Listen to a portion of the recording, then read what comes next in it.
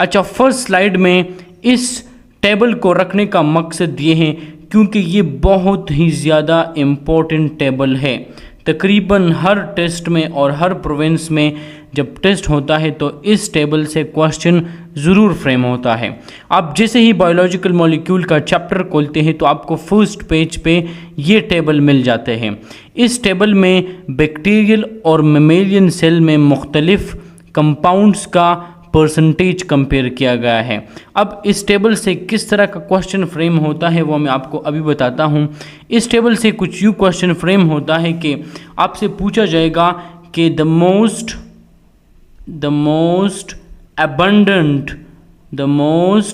abundant compound in cell, और अगर specify किया जाए कि इन बैक्टीरियल या मेमेलियन सेल इज़, तो इस सूरत में आपका जवाब होगा वाटर। अगर आपसे इस तरह पूछा जाए, अगर इसके बजाय आप में इस क्वेश्चन में एक एडिशन की जाए कि the most abundant inorganic compound, अगर सवाल में इस तरह पूछा जाए कि the most abundant inorganic compound, तो उस सूरत में भी आपका जवाब होगा वाटर, क्योंकि वाटर इज़ इनऑर्गेनिक। अगर आपसे पूछा जाए कि the most abundant organic compound, अगर सवाल में ऑर्गेनिक मेंशन किया जाए, तब आपका जवाब होगा proteins. Proteins is organic.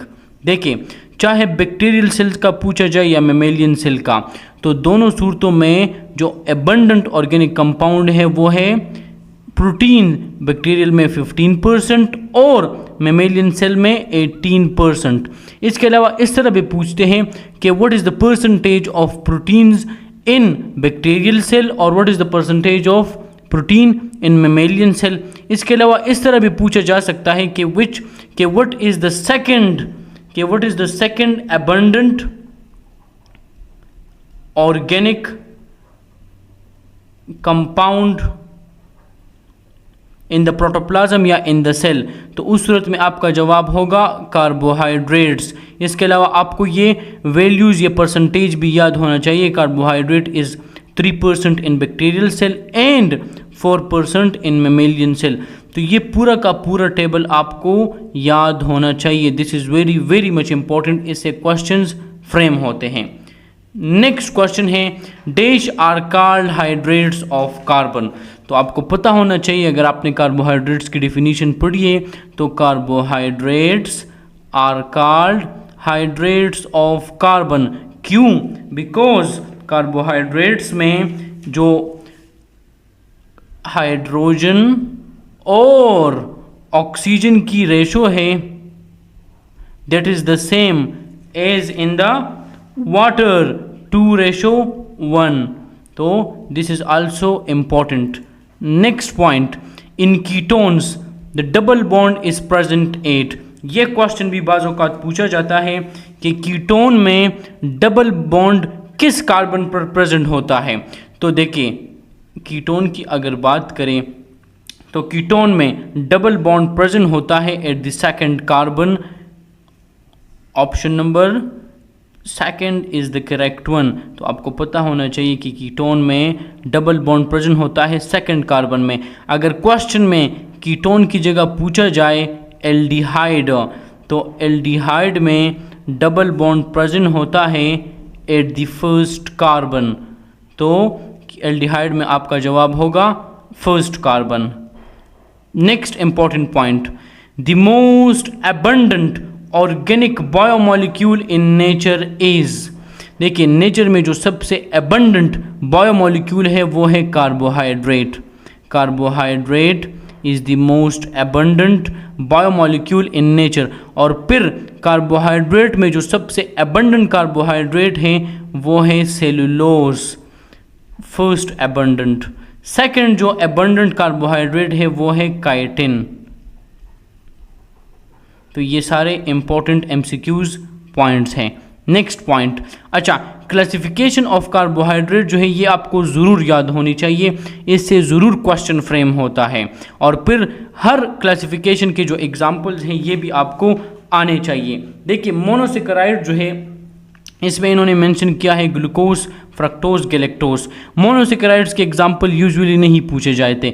Monosaccharides में आपसे ये पूछा जाएगा कि मोनोसेकेराइड्स में कितने सेकेराइड्स या कितने शुगर यूनिट्स होते हैं। तो मोनोसेकेराइड में एक यानी सिंगल सेकेराइड यूनिट होता है। कितने? एक सेकेराइड यूनिट। इसके अलावा आपको डाइसेकेराइड्स के एग्जाम्पल ज़रूर आने चाहिए, that is the sucrose, lactose and maltose. इसके अलावा पॉलीसेकेराइड के एग्जाम्पल्स में स्टार्च, ग्लाइकोजन, सेलुलोज और इसके अलावा chitin. All these are very very very much important.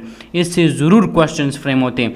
अच्छा, अगर क्लासिफिकेशन की बात करें तो मोनोसेकेराइड और यहाँ पर होना चाहिए था ओलिगोसेकेराइड, लेकिन यहाँ पर डाइसेकेराइड इसलिए मेंशन किया गया है क्योंकि अगर आपसे क्वेश्चन हो कि ओलिगोसेकेराइड में से कॉमन क्या है, क्योंकि ओलिगोसेकेराइड जो हैं ये बनते हैं 2 to 10 सेकेराइड यूनिट से। कितने? 2 to 10 सेकेराइड यूनिट से। तो ओलिगोसेकेराइड जो है ये डाइसेकेराइड भी हो सकता है, ट्राइसेकेराइड भी हो सकता है, टेट्रासेकेराइड भी हो सकता है, लेकिन ओलिगोसेकेराइड में से जो सबसे कॉमनेस्ट सेकेराइड हैं वो डाइसेकेराइड हैं। तो इस पे भी क्वेश्चन फ्रेम हो सकता है कि disaccharide are the most common oligosaccharide. Disaccharide जो है they are the most common oligosaccharide. Polysaccharide में आपने स्टार्च, ग्लाइकोजन, सेलुलोज और काइटिन को याद रखना है। अब इन तीनों ये जो हमने क्लासिफिकेशन पढ़ी कार्बोहाइड्रेट की, इसकी कुछ कंपैरिजन करते हैं। देखें, मोनोसेकेराइड जो है मोनोसेकेराइड, इसमें होता है एक सिंगल शुगर या सेकेराइड यूनिट, जबकि ओलिगो या डाइसेकेराइड, चलिए यहाँ पर हम ओलिगो लिख लेते हैं क्योंकि oligo is the main classification. Oligosaccharide में होता है 2 to 10 सेकेराइड या शुगर यूनिट्स। कितने? 2 to 10 सेकेराइड यूनिट्स। और पॉलीसेकेराइड जो है, पोली का मतलब है many and saccharide means sugar, तो पॉलीसेकेराइड में होता है मोर देन 10 शुगर या सेकेराइड यूनिट्स। एक डिफरेंस तो ये हो गई।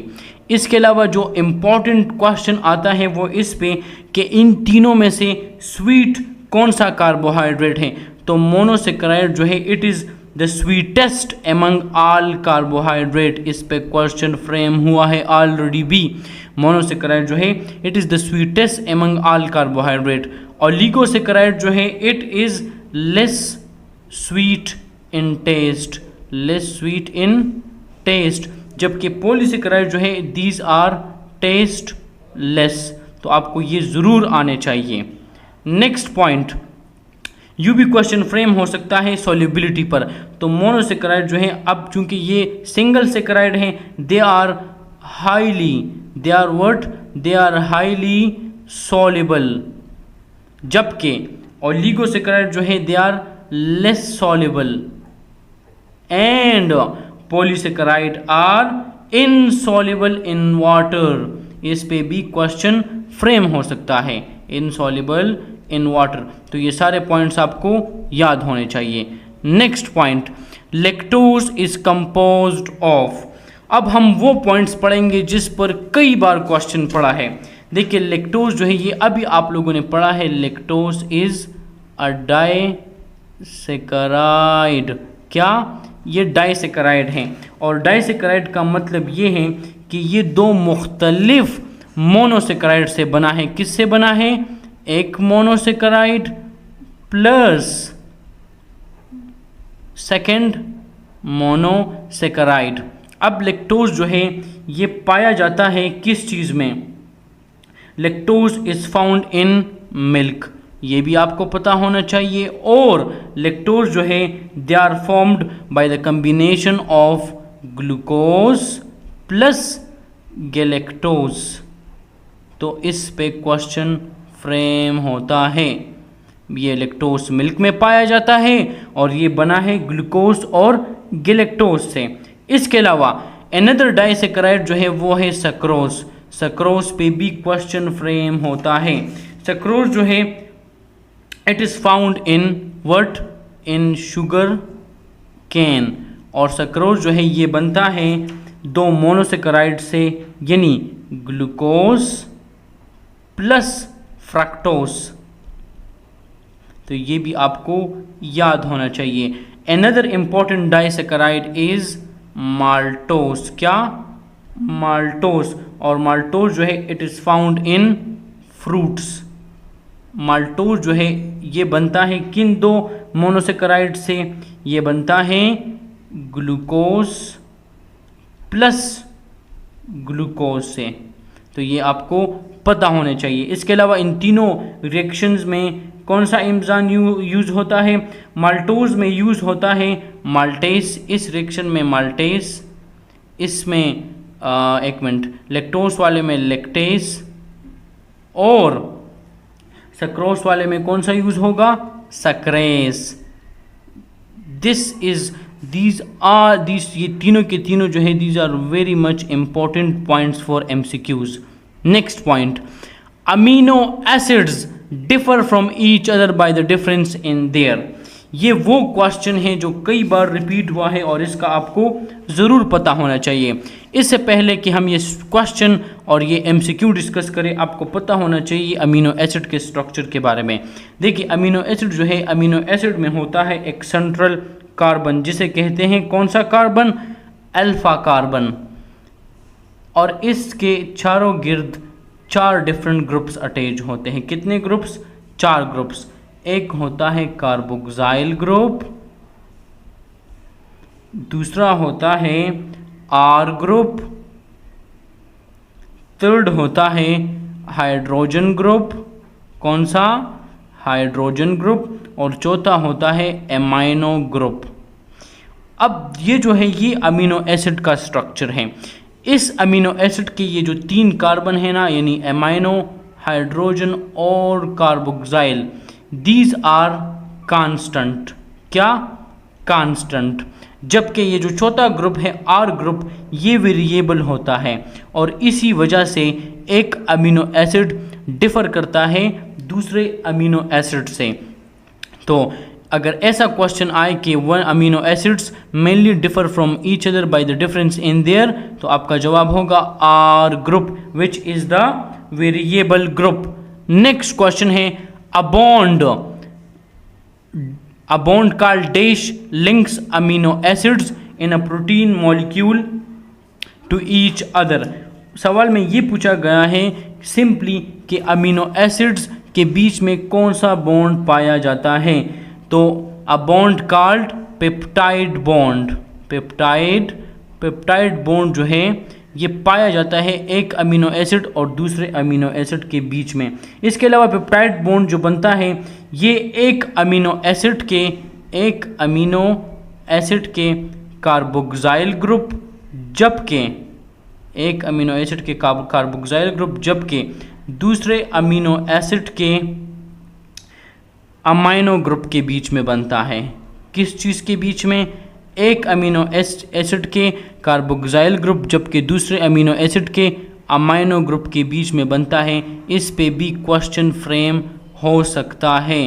तो आपने मैं जितने पॉइंट्स आपके साथ डिस्कस कर रहा हूँ, ये सेकंड चैप्टर के सबसे इम्पोर्टेंट पॉइंट्स हैं, ये अपने रट लेने हैं। आपको ये पता होने चाहिए कि अमीनो एसिड्स के बीच में पेप्टाइड बॉन्ड होता है और पेप्टाइड बॉन्ड बनता है एक अमीनो एसिड के कार्बोक्साइल, जबकि दूसरे अमीनो एसिड्स के अमीनो ग्रुप के बीच में। अच्छा, एक और बात, हमने अभी डाइसैकेराइड्स पढ़े हैं कार्बोहाइड्रेट्स में। डाइसैकेराइड में जो बॉन्ड होता है वो है ग्लाइकोसिडिक बॉन्ड। ये भी आपको पता होना चाहिए, इस पे भी क्वेश्चन फ्रेम होता है। कौन सा? Glycosidic bond. तो एक बॉन्ड हमने पेप्टाइड पढ़ लिया और दूसरा ग्लाइकोसिडिक। देखिए अगर 2 मोनोसेकेराइड कंबाइन हो रहे हैं और वो डाइसैकेराइड बना रहा है तो उनके बीच में होगा glycosidic bond. Next important point, ये क्वेश्चन भी कई बार रिपीट हुआ है। In sickle cell haemoglobin glutamic acid is replaced bye.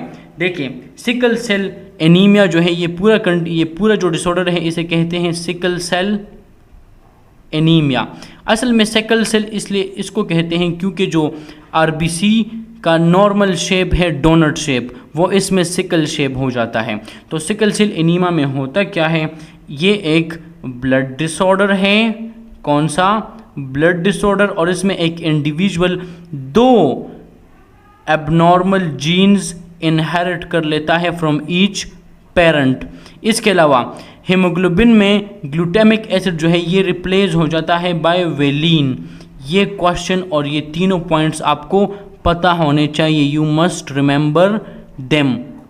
Next question, example of fibrous and globular protein. एन मुमकिन है, बहुत प्रोबेबिलिटी है कि इस साल केम्यूकेट में इससे क्वेश्चन आ जाए, क्योंकि किताब में फाइब्रस और ग्लोब्यूलर प्रोटीन के बहुत एग्जाम्पल मेंशन है। देखिए फाइब्रस प्रोटीन जो है ये वाटर में इनसॉल्युबल होते हैं। फाइब्रस प्रोटीन जो है ये वाटर में इनसॉल्युबल होते हैं, जबकि ग्लोब्यूलर प्रोटीन जो है they are usually water soluble. क्या? Water soluble. अब फाइब्रस प्रोटीन की कौन कौन सी एग्जाम्पल मेंशन है? फाइब्रस प्रोटीन में मेंशन किया गया है केराटिन, जो कि बालों में मौजूद होता है। क्या? केराटिन। इसके अलावा नेल्स और फर और आउटर स्किन में भी मौजूद हैं। नेक्स्ट एग्जाम्पल इज़ मायोसिन, जो मौजूद होता है मसल सेल्स में। इसके अलावा जो एग्जाम्पल मेंशन है वो है collagen, which is the most abundant protein. Collagen जो है it is the most abundant protein. क्या? मोस्ट abundant प्रोटीन, लेकिन कहाँ पर? In the body. इसके अलावा एनिमल किंगडम में भी, एनिमल वर्ल्ड में भी कोलेजिन सबसे abundant प्रोटीन है, और ह्यूमन बॉडी में सबसे abundant प्रोटीन कोलेजिन है। And collagen is a fibrous protein and fibrous protein are insoluble in water. इसके अलावा अगर फाइब्रस प्रोटीन की एग्जाम्पल की तरफ देखें तो वो क्या है, और ये जो कोलेजिन है ना, ये कोलेजिन, ये इसकी आपसे ये भी पूछा जा सकता है कि ये कहाँ कहाँ पर प्रेजेंट है। तो ये स्किन में भी प्रेजेंट है, लिगामेंट्स में भी पाया जाता है, टेंडन्स में भी, बोन्स में भी, और कॉर्निया में भी। तो आपको फाइब्रस प्रोटीन के ये एग्जाम्पल याद होने चाहिए, केराटिन, मायोसिन और कोलेजिन। और आपको ये भी पता होना चाहिए कि कोलेजिन जो है it is the most abundant protein. अब आते हैं ग्लोब्यूलर प्रोटीन की तरफ। ग्लोब्यूलर प्रोटीन जैसे मैंने आपको बताया, एक तो ये वाटर सॉल्युबल है और दूसरा दे आर स्फेरिकल और ग्लोब्यूलर इन शेप। क्या? स्फेरिकल और globular in shape. Globular protein की एग्जाम्पल्स में आता है हीमोग्लोबिन, Hb। इसके अलावा albumin of egg, albumin of egg, and enzymes, जितने भी एंजाइम्स हैं they are globular protein. Antibodies, ये सारे के सारे जो एग्जाम्पल्स हैं they are of globular protein. तो ये आपको पता होना चाहिए, these are very very much important. ये सारे पॉइंट्स आपको पता होने चाहिए। Next point, why lipid contain double amount of energy than carbohydrate. एन मुमकिन है कि ये क्वेश्चन फ्रेम हो जाए। देखिए लिपिड जो है they yield double amount of energy as compare to carbohydrate. क्यों? क्योंकि लिपिड जो है they contain more carbon hydrogen bonds and less oxygen as compared to carbohydrate। तो इस वजह की इस बुनियाद पर lipid contain double amount of energy than carbohydrate। next point, the most common alkyl glycerol are। ये क्वेश्चन भी पूछा जाता है। देखिए alkyl glycerol में जो सबसे मोस्ट कॉमन है दैट इज ट्राइग्लाइसराइड्स। क्या? ट्राइग्लाइसराइड्स। और ट्राइग्लाइसराइड जो है दे कंटेन 1 ग्लाइसिरोल। क्या? 1 ग्लाइसिरोल एंड 3 फैटी एसिड्स। कितने फैटी एसिड्स? 3 fatty acids. तो ये भी आपको पता होना चाहिए। आपसे ये क्वेश्चन भी पूछा जा सकता है कि ट्राइग्लिसराइड्स में एक ग्लाइसिरोल और कितने फैटी एसिड होते हैं, तो ये क्वेश्चन भी आपको पता होना चाहिए। नेक्स्ट पॉइंट, अच्छा जी, अब आते हैं फैटी एसिड्स के क्लासिफिकेशन की तरफ। सैचुरेटेड और अनसैचुरेटेड फैटी एसिड्स, इस पर भी बहुत बार क्वेश्चंस फ्रेम हुए हैं और ये आपको ज़रूर पता होने चाहिए। देखिए, फैटी एसिड्स को यूजुअली डिवाइड किया जाता है into saturated and unsaturated fatty acid. Saturated fatty acids में हम कहते हैं कि दे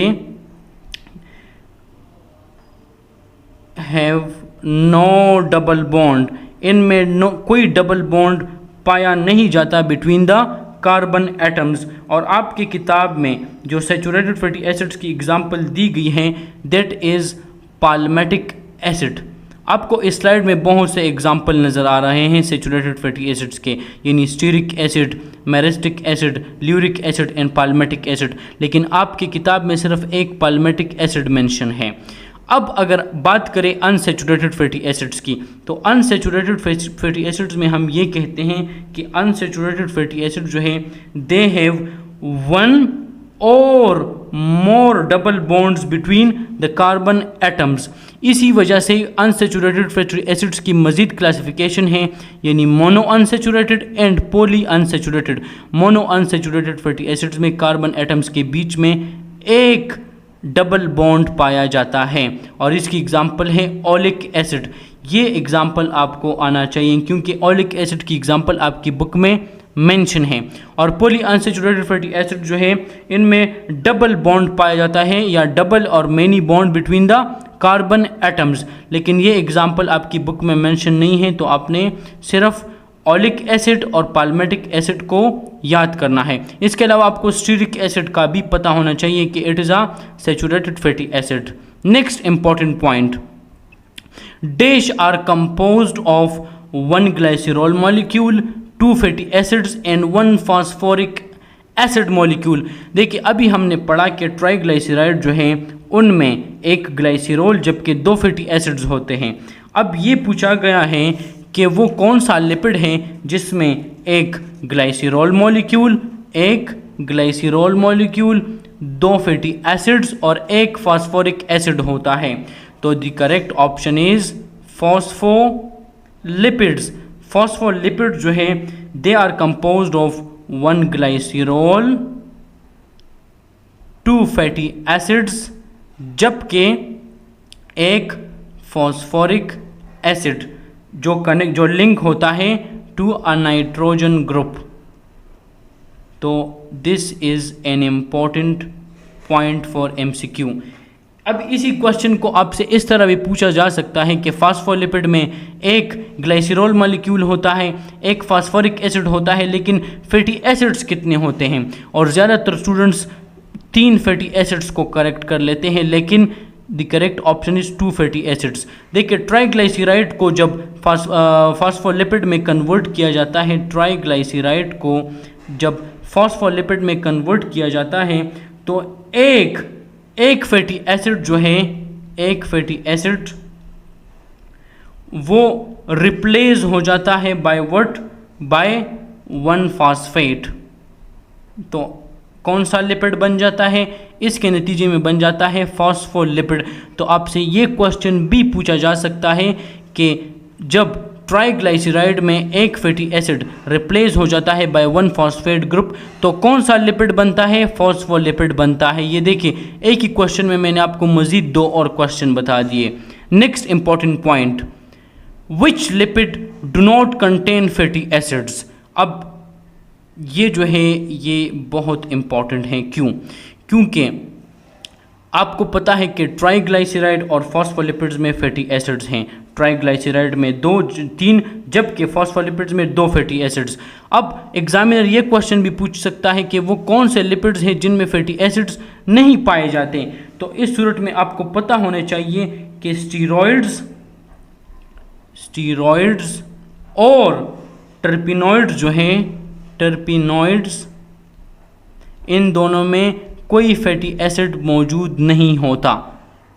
you must remember this point. Next important point, अच्छा, अब आते हैं न्यूक्लिक एसिड्स की तरफ। देखिए पायरामिडिन और प्यूरिन की जो कंपैरिजन है ये आपको आनी चाहिए। कंपैरिजन से मुराद ये है कि आपको पता होना चाहिए कि पायरामिडिन और प्यूरिन जो है इनमें बेसिक डिफरेंस क्या है। नाइट्रोजनस बेसिस जो है उनको दो मेन टाइप्स में क्लासिफाई किया जाता है, पायरामिडिन और प्यूरिन। पायरामिडिन जो है they are single ring compounds, क्या? They are single ring compounds, जबकि प्यूरिन जो है they are double ring compounds, single ring compounds and double ring compounds. Purine जो है they are classified into adenine and guanine, adenine and guanine, जबकि pyrimidine जो है they are further classified into thymine, cytosine and uracil. तो these are very very much important points for MCQs कि nitrogenous basis जो है they may be pyrimidine और purine. Pyrimidine single ring है, purine double ring है। Pyrimidine is further classified into thymine, cytosine and uracil, जबकि purine are classified into adenine and guanine. अच्छा, nucleic acid से related एक important चीज़ जो है वो न्यूक्लियोटाइड्स हैं। क्या? न्यूक्लियोटाइड्स। न्यूक्लियोटाइड्स की क्लासिफिकेशन देखिए, न्यूक्लियोटाइड्स जो है they may be mononucleotide, they may be dinucleotide and they are polynucleotide. तो देखिए मोनोन्यूक्लियोटाइड में मज़ीद डिटेल्स नहीं पढ़ते, इसमें सिर्फ आपको इतना पता होना चाहिए कि the most common mononucleotide is ATP। और डाइन्यूक्लियोटाइड में आपको ये पता होना चाहिए कि डाइन्यूक्लियोटाइड में आपको पता होना चाहिए NADP का, NADP, FAD और NAD का, इन तीनों का। जबकि पॉलीन्यूक्लियोटाइड में आपको पता होना चाहिए कि these are DNA and RNA। ये एग्जाम्पल्स बस आपको याद होनी चाहिए MCQs के लिए। अब ये तीनों जो है आपसे कोएंजाइम्स के रिलेटेड भी क्वेश्चंस आ सकते हैं। तो ये तीनों जो है दीज आर कोएंजाइम्स। बट ये कौन से कोएंजाइम्स हैं? वो coenzyme which are vitamin in nature, जो वाइटामिन बी के डेरिवेटिव हैं, वाइटामिन इन नेचर। ATP जो है ये भी एक कोएंजाइम है, लेकिन it is non vitamin in nature, non vitamin in nature. Next important point, the conjugated molecule that is primarily present in egg albumin is, इस पे मैंने बहुत बार बात की है और ये तकरीबन बहुत सारे टेस्ट में ये क्वेश्चन आया है। देखिए कंजुगेटेड मॉलिक्यूल जो है ये उन मॉलिक्यूल्स को कहते हैं कंजुगेटेड मॉलिक्यूल्स। ये उन मॉलिक्यूल जो है उन मॉलिक्यूल्स को कहते हैं जो टू डिफरेंट मॉलिक्यूल्स के कॉम्बिनेशन से बनते हैं, दो डिफरेंट मॉलिक्यूल्स के कॉम्बिनेशन से। मिसाल के तौर पर अगर मैं कहूँ कि ग्लूकोज या कार्बोहाइड्रेट और लिपिड जब आपस में कंबाइन होते हैं, क्या? कार्ब प्लस लिपिड, तो इनसे बनता है ग्लाइकोलिपिड। तो अब ये देखें ना, कार्बोहाइड्रेट की अपनी एक अलग दुनिया है, ये एक डिफरेंट मॉलिक्यूल है, जबकि लिपिड एक डिफरेंट मॉलिक्यूल है। तो ये दो जब कंबाइन होते हैं तो ये हमें ग्लाइकोलिपिड देते हैं, और glycolipid is a conjugated molecule. अब वो कंजुगेटेड मॉलिक्यूल जो एग एल्ब्यूमिन में प्रेजेंट है दैट इज़ ग्लाइकोप्रोटीन। ग्लाइकोप्रोटीन जो है it is present in the egg albumin. अच्छा, ये सिर्फ एग एल्ब्यूमिन में बल्कि it is also present in the plasma membrane. Glycoprotein जो है ये प्लाज्मा मेम्ब्रेन का एक इंटीग्रल कंपोनेंट है। क्या है? Integral component. तो this was all about the second chapter. ये जितने पॉइंट्स मैंने आप लोग के साथ डिस्कस किए they are very much enough for the chemical test. ये सारे पॉइंट्स आपने रिमेंबर करने हैं, इससे इंशाल्लाह आपके बहुत सारे MCQs क्लियर हो जाएंगे। Thank you.